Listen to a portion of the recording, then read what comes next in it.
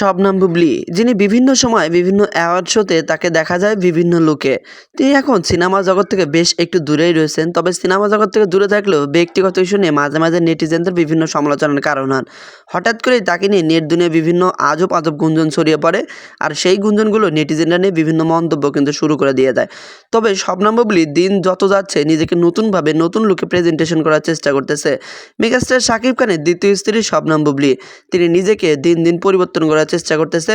ভিন্ন ভিন্ন লোকে মিডিয়ার সামনে প্রত্যেক দিন হাজির হন। তিনি একটা ফ্যাশন শোতে বলেছিলেন যে তিনি অপু বিশ্বাসকে ফিতা কাটা অভিনেত্রী বলেছিলেন। তবে এখন আবার তিনি কি শুরু করেছেন, ইনি কিন্তু আবার সেই শোরুম উদ্বোধন করতেছে ফিতা কেটে।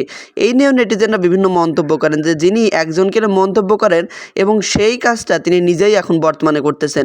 তো এইসব বিষয় নিয়ে তিনি আরও প্রশ্ন থাকে, অনেক কিছু জানার ইচ্ছে থাকে আমাদের অডিয়েন্সদের।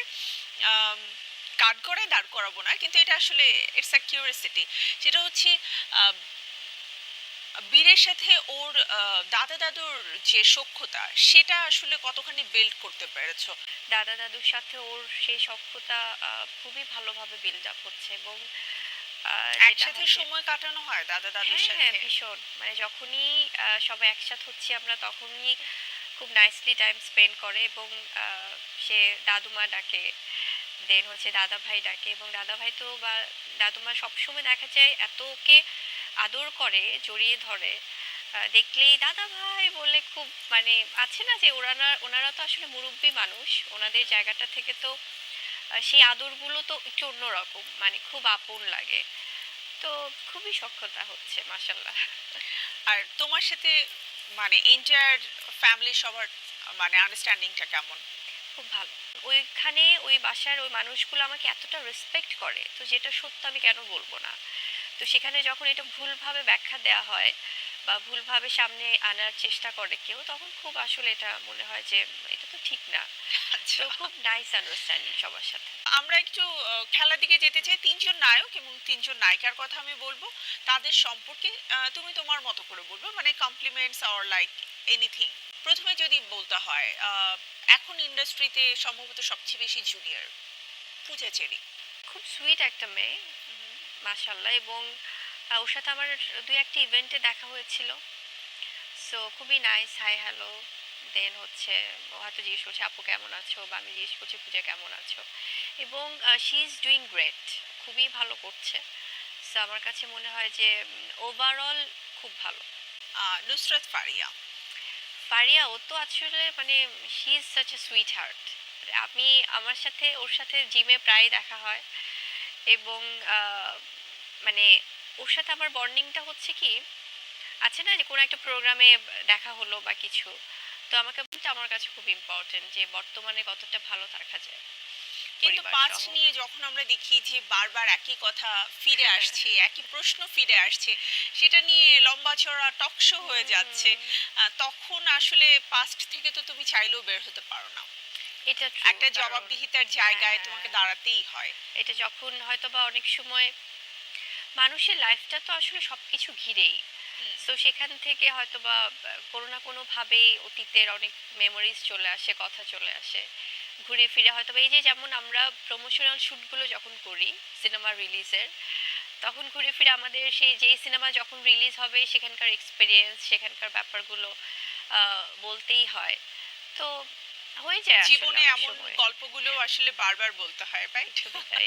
এক্সপিরিয়েন্স গুলো। আচ্ছা, বীরের কথা বলি। বীরের সাথে বীরের বাবার যে একটা হৃদ্রতা, যে সখ্যতা, সেটাকে আসলে বীর তো যেহেতু একটু দূরে থাকে, তোমার সাথে বীর থাকছে, বীর কতটা আসলে মিস করে ওর বাবাকে? ওর জায়গা থেকে তো অবশ্যই অনেক মিস করে, যদিও ওর বাবা খুব চেষ্টা করে ওকে সময় দেওয়ার, তার ব্যস্ততার জন্য হয়তো পসিবল হয় না, বাট আমি বিশ্বাস করি যে আসলে সন্তানের জন্য সবসময় সময় রাখা যায়। তো সেক্ষেত্রে যতটা পারে সে ট্রাই করে সময় দেবার, কিন্তু ও আহ, হয়তো বা সবসময় চায় যে সেই সময়টা ওর মানে জায়গা থেকে তো he doesn't understand so many things, মানে as a baby, as a kid, as a child সে তার মতো করে চায় যে হয়তো এই সময়টা সবসময় হয়তো একই রকম থাকবে। তো যখন দেখা যায় যে ওর বাবা ব্যস্ত থাকছে, তখন আমি তখন ওকে বোঝাই যে বাবা মানে ড্যাডি কোথায়, ড্যাডি কই, ড্যাডির হ্যাঁ, কাছে লাইক যাব। বীর কি কখনো কোশ্চেন রেইজ করে কিনা যে মাম্মা বাবা কেন বাসায় আসছে না বা ড্যাডি কেন বাসায় আসছে না? বিকজ দিন শেষে হ্যাঁ, আমরা তো দেখি যে পাশের বাড়ির আরেকজনের বাবা হয়তো কাজ সেরে এসেছে, সো ওটা কিন্তু আমার বাচ্চাও ফলো করে। তো হুম, সেই ক্ষেত্রে বীরের কোনো কোয়েশ্চেন রেইজ হয় যে ড্যাডি কেন আসছে না? হ্যাঁ হয়। এবং ইদানিং খুব বেশি হয়। আচ্ছা। খুবই সে জিজ্ঞেস করে আমাকে, এবং আমার আশেপাশে সবাই দেখে। মানে সেটা আমার পরিবার হোক বা আমার কাজের সেক্টরে যারা আমার সাথে কাজ করছে সবসময়। তো এমনও আছে অনেক সময় সারাদিন নন স্টপ বলেই যাচ্ছে, ড্যাডি আসছে না কেন, ড্যাডি কোথায়, ড্যাডির কাছে যাব। কারণ আমি তো ওকে মোস্ট অফ দ্য টাইম হয়তো বাবা যখন আসে বাসায় ওর সাথে টাইম স্পেন্ড করে, বা আমি যখন ওর বাবার ওখানে নিয়ে যাই তখন টাইম স্পেন্ড করছে বীর। কিন্তু এটা তো আর এমন না যে এভরিডে হচ্ছে। তো তখন ও সবসময় যখন নন স্টপ বলতে থাকে, তো তখন আমি বলি যে বাবা মানে ড্যাডি এখন অফিসে আছে, আসবে আসবে, তখন হয়তো ফোনে কথা বলে দিচ্ছে, বা ড্যাডি তখন বলছে যে আমি অফিসে আছি, আসছি। তো এভাবেই তো আসলে হয়। অ্যাকচুয়ালি বুঝিয়ে শুনিয়ে তারপরে ম্যানেজ করতে হয়, একদমই কিছু যে করার থাকে না। বলে যে এই তুমি কেমন আছো বা বীর কেমন আছে। বীরকে তোমার যখন শুটিং থাকবে তুমি বীরকে আমার কাছে রেখে যেও, আমি ওকে দেখে রাখবো, টেক কেয়ার করবো। দেন তুমি শুট শেষ করে আবার এসে নিয়ে যেও। সো মানে এই যে একটা আছে না যে এত সুন্দর করে একটা কথা বলা ও বা সবাইকে খুব এভাবে ইন্সপায়ার করতে পারে। এক্স্যাক্টলি এত ইন্সপায়ার করা। তো she is so nice, so nice. Okay, the last one, Porimoni. No comments. But ইদানিং তো নো সোশ্যাল মিডিয়াতে কমেন্টস। অনেক কমেন্টস হচ্ছে, মানে একদমই কোনো উত্তর comment পাল্টা করতে উত্তর চাই না। হচ্ছে, তাহলে এটা কেন? আমার কাছে মনে হয় যে আসলে ওর সাথে আমার কখনোই কোনো ব্যক্তি পর্যায়ে কোনো প্রবলেম ছিল না। হুম। কিন্তু আমি খুব অবাক হলাম যে কেন বা কি কারণে এতটা মানে ভাবে আসলে রিয়্যাক্ট করা বা এভাবে আনা, যেটা আসলে সবাই কম বেশি জানে বা দেখছে। সো সেক্ষেত্রে আমার কাছে মনে হয় যে আসলে আমি এই ব্যাপারে কোনো কথাই বলতে চাই না। এবারে নায়কদের কথা শুনবো।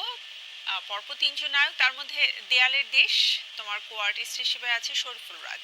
চমৎকার একজন অভিনেতা, খুবই পরিশ্রমী একজন অভিনেতা, সাইমন সাদিক। খুব ভালো একজন মানুষ। আমি যেহেতু আমাদের কয়েকটা প্রজেক্ট হয়েছে, এবং খুব আসলে আছে না যে ভালোভাবে নিজের কাজটা করবার ট্রাই করে। তো খুব ভালো অভিনেতাও। শাকিব খান। আমাদের ফিল্ম ইন্ডাস্ট্রি যদি কোনো স্কুল অথবা ইউনিভার্সিটি হয়, শাকিব খান হচ্ছে সেখানকার আসলে প্রিন্সিপাল। ওকে। মানে যে কিনা এইভাবে এত বছর, এই 25 বছর ধরে আগলে রেখেছে। তো ব্যক্তি মানুষ হিসেবে তো শাকিব খানকে তুমি অনেক কাছে থেকে দেখার হুম, সুযোগ পেয়েছো, পাচ্ছো, ভবিষ্যতেও হয়তো এটা চলমান থাকবে সব সময়, এটাই আমরা আশা করি। সো ব্যক্তি শাকিব খান সম্পর্কে বলো। নিজের বুদ্ধি বিবেচনার থেকে মানুষের কথা অনেক বেশি ধরে। আচ্ছা, ওকে, একেবারেই শেষ ভাগে আছি বুবলি, তোমার সামনে একটা জার আছে। Okay. কষ্ট করে এখান থেকে একটা টোকেন তোমাকে তুলতে হবে, এবং ডেফিনেটলি যে ডায়লগটা থাকবে সেই ডায়লগটা আমরা তোমার কণ্ঠে শুনতে চাই। আচ্ছা। আহ,